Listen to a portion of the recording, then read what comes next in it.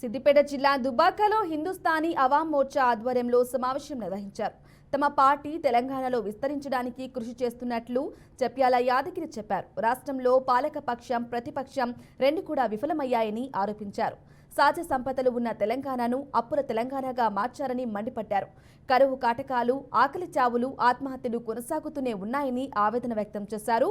ఈ కార్యక్రమంలో హిందుస్థానీ అవాం మోర్చా నాయకులు మురళీధర్ రావు, దేశ్ పాండే, నాగార్జున, మౌలానా రామకృష్ణారెడ్డి పాల్గొన్నారు.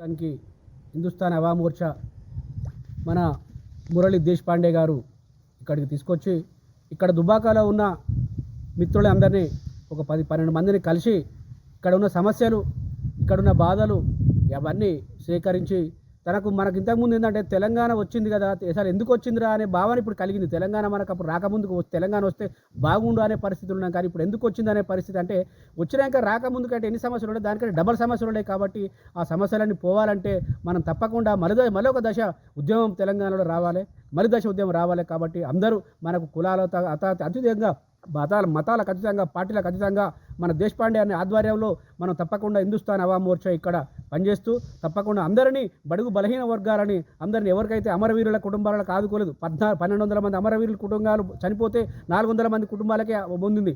అట్లా నిరుద్యోగులు, విద్యావంతులు ఎంతోమంది నష్టపోయారు. కాబట్టి వాళ్ళందరికీ లాభాలు చేకూర్చాలని హిందుస్థాన్ అవాం మోర్చా మీకు ఇక్కడ తీసుకురావడం జరిగింది.